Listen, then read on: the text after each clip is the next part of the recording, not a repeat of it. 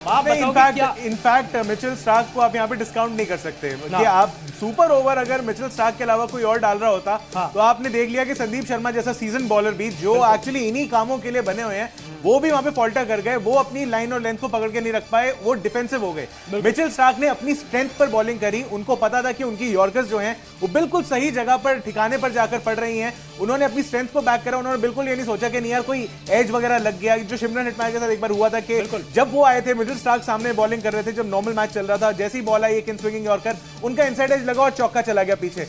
Mitchell Starc ने बिल्कुल ये नहीं सोचा, उन्होंने कहा कि मैच रोकने का, रन रोकने का एक ही तरीका है कि इनको ये यॉर्कर्स दो, जहां ये बाउंसर्स वगैरह मिली, जहां कोई भी और स्लोअर बाउंसर आगे कुछ आ गई, छोटा ग्राउंड है, मिस हिट भी छक्के पे चली जा सकती है। और मिचेल स्टार्क और इनफैक्ट प्रेशर के अंदर प्रेशर बड़ा जबरदस्त शिमरन हेटमायर राजस्थान की टीम जो थी वो प्रेशर के अंदर पूरी ढह के गिर गई है वहां पे।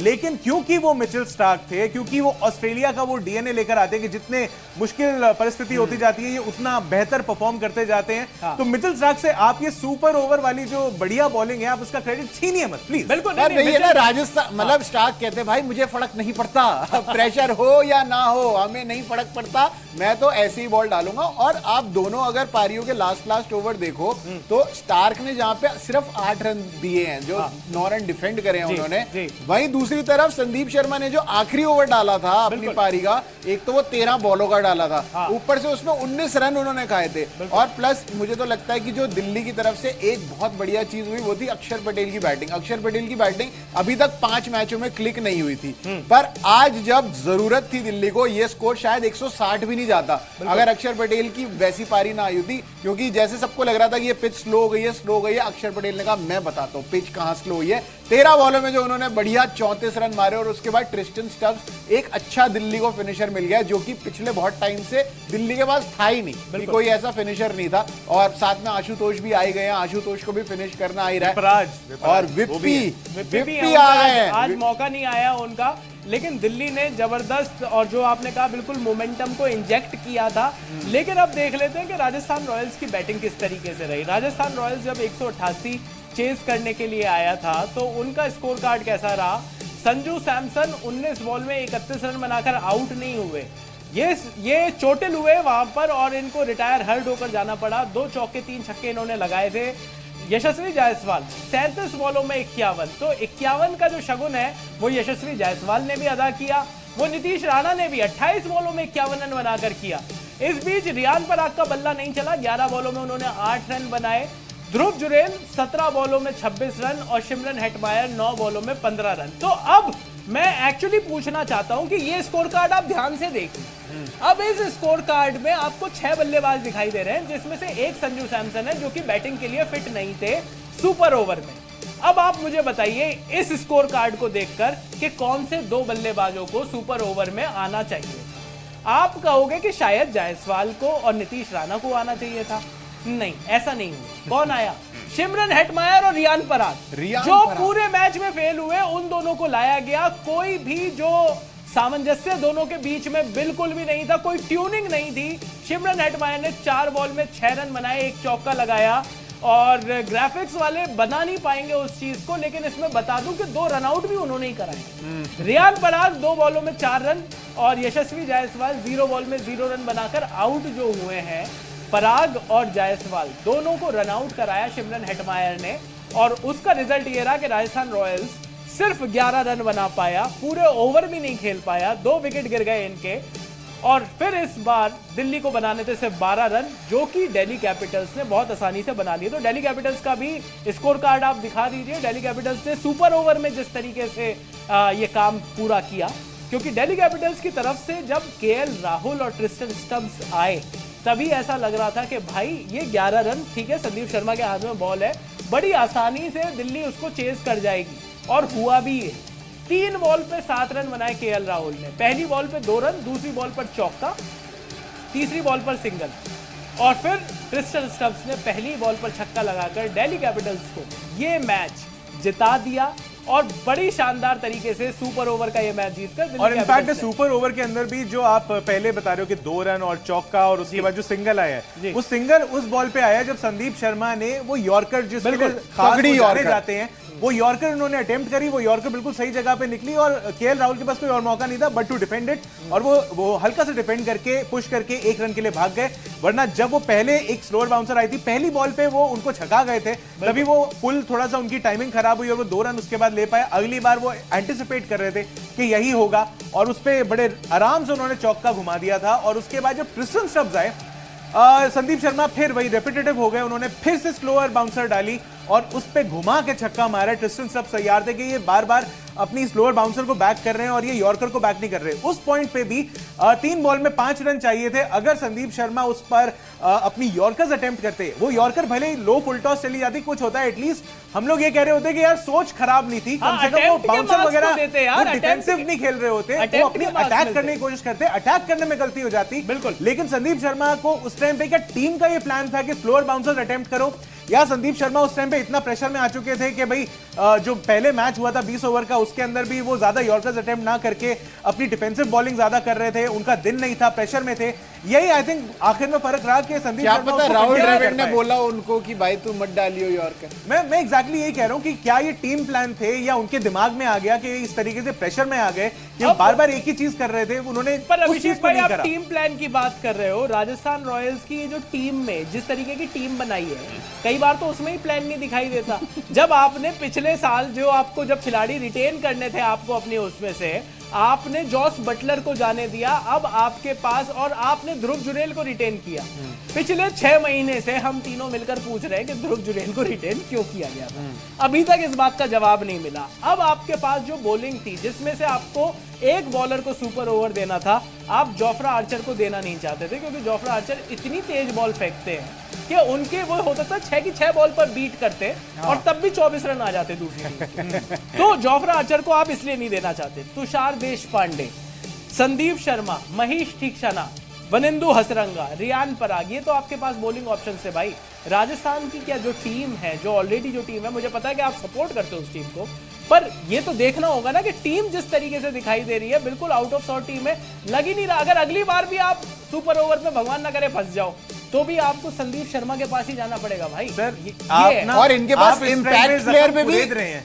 मैं क्या कह रहा हूं, आप इस टाइम पे जख्म ना कुरेद रहे हैं। आपने एक बार बोल दिया, मैंने सुन लिया, आपने दोबारा नए शब्दों का चयन करते हुए दोबारा बोला, मैंने सुन लिया।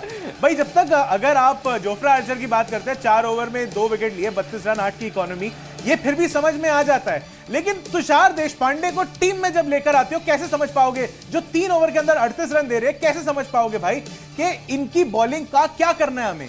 इनको टीम में आप एक बार को ये कह सकते हो कि भाई ठीक है, पिछले साल सीएसके खेल रहे थे, धोनी भाई ने इस्तेमाल कर लिया, भाई वो धोनी भाई हैं, वो कर लेते हैं, वो कैसे करते हैं आज तक किसी को समझ में नहीं आया।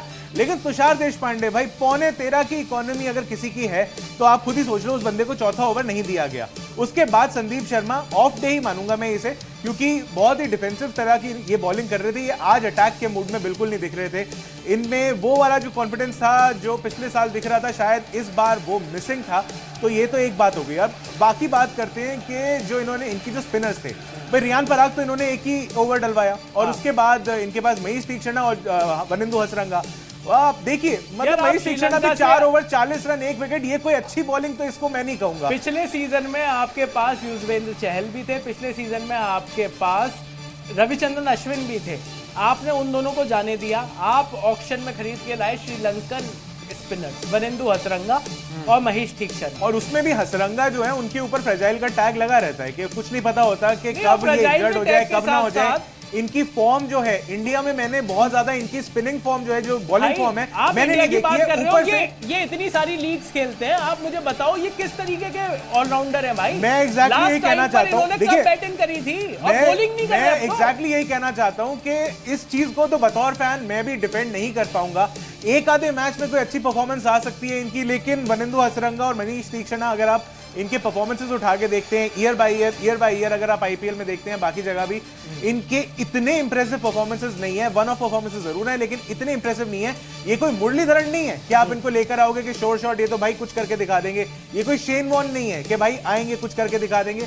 ये इनका बाय चांस होता है, मतलब किसी का हम कहते हैं कि ऑफ डे है, इनका ऑन डे होता है, बाकी ऑफ डेज होते हैं। तो ये धोनी भाई ने ट्रेन किए थे ना तीक्ष्ण और तुषार देशपांडे, उनसे आप ले आए। जो धोनी भाई ट्रेन करते हैं ना जिनको, वो धोनी भाई के अंडर ही चल रहे होते हैं। हाँ, भाई पथिराना अपने देश के लिए नहीं चल पाते हैं, लेकिन इनके लिए चल जाते हैं। और मेरा एक सवाल है कि आकाश मडवाल, जब ये आपने एक बंदा जो मुंबई के लिए जिसने इतनी तगड़ी परफॉर्मेंस दी, सब बातें कर रहे थे शायद इंडिया की टीम में ये आ जाए, वो आपने ले रखा है ना, आप उसको इंपैक्ट प्लेयर में आप लेके आ रहे हो। आपके पास कुल मिला के इंपैक्ट प्लेयर में लाने के लिए शुभम दुबे बचता है, आप और उसके अलावा कोई नहीं ला पाए। लेकिन आपने ये नहीं देखा कि शुभम दुबे को हम कब लेकर आए इंपैक्ट पे, सुपर ओवर में फील्डिंग कराने के लिए। आपको दिख नहीं रहा कि कितना तगड़ा इंपैक्ट है और प्लान है हमारी टीम का। मुझे लगता है आपको ये नहीं दिख रहा कि आकाश मडवाल को हमने सब्स्टिट्यूट्स, जो इंपैक्ट सब्स्टिट्यूट्स के प्लेयर नॉमिनेट होते हैं, हमने उसमें भी सबसे आखिर में जाके आकाश मडवाल का नाम रखा, नाम दे दिया। आपको ये समझ में नहीं आता कि कितने घटिया प्लान कर रहे हैं यहाँ पे। मुझे लगता है कि आकाश मडवाल की हैंडराइटिंग अच्छी नहीं है और कोच राहुल द्रविड़ साहब ने उनको पनिशमेंट दी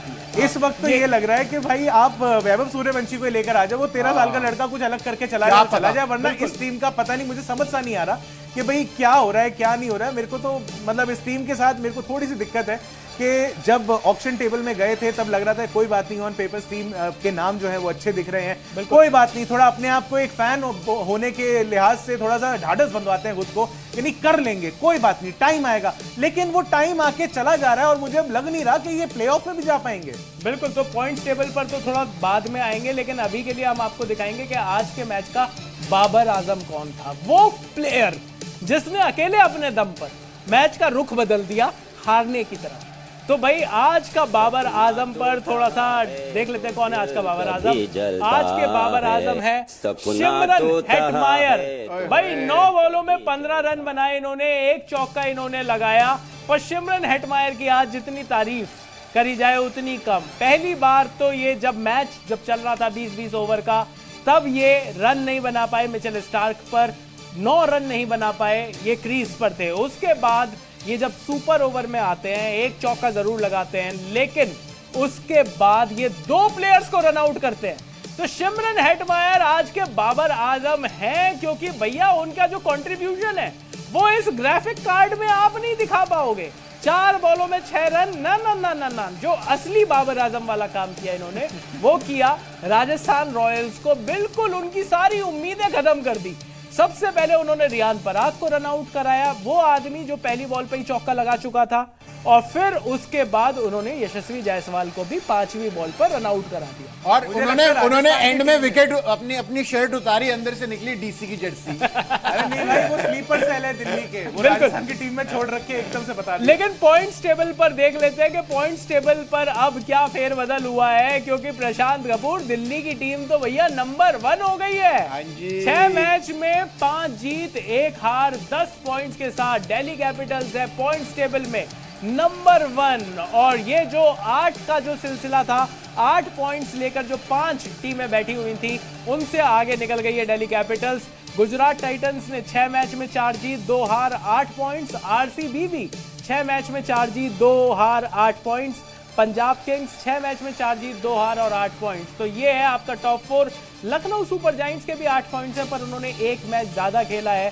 7 मैच में 4 जीत 3 हार और इनके हैं 8 पॉइंट्स। पर पॉइंट्स टेबल में नीचे की 5 टीमें भी देख लेते हैं।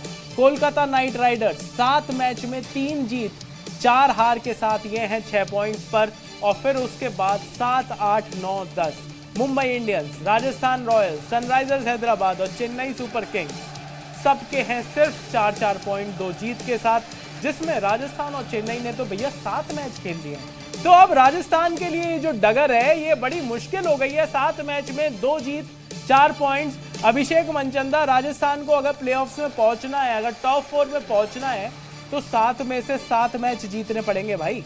ये कैसे हो पाएगा, आपको लग रहा है क्या? ये बस मनी मन हो पाएगा, आप अगर हिम्मत रखते हैं तो ही हो पाएगा, वरना मुझे लग नहीं रहा। ठीक है, तो चलिए देख लेते हैं कि नेक्स्ट मैच कौन सा है आईपीएल में। टॉप 4 की जो होड़ है, दिल्ली तो टॉप पर पहुंच चुकी है, पर अगला मैच है Mumbai Indians versus Sunrisers Hyderabad. Mumbai Indians versus Sunrisers Hyderabad Wankhede stadium Mumbai में होगा। ये आईपीएल का 33वां मैच, जिसमें हार्दिक पांड्या की कप्तानी में मुंबई इंडियंस और पैट कमिंस की कप्तानी में सनराइजर्स हैदराबाद दोनों ही क्या 4-4 पॉइंट से ऊपर जाने की अब कोशिश करेंगे? 4 ही पॉइंट चल रहे हैं ना इनके, दोनों टीमें ने 2 ही मैच जीते हैं ना, तो चलो कम से कम एक टीम तो ऐसी होगी जो 3 जीत के साथ 6 पॉइंट्स पर पहुंचेगी। तो ये है आईपीएल का हाल। तो आज का मैच था बड़ा क्रेजी, लेकिन क्रेजी क्रिकेट कवरेज चल रहा है जी न्यूज पर। तो आईपीएल के मैच के बाद रोजाना आएंगे द क्रिकेट शो में। अभी के लिए इतना ही। मेरा नाम है चैनल, आप देख रहे हैं जी न्यूज।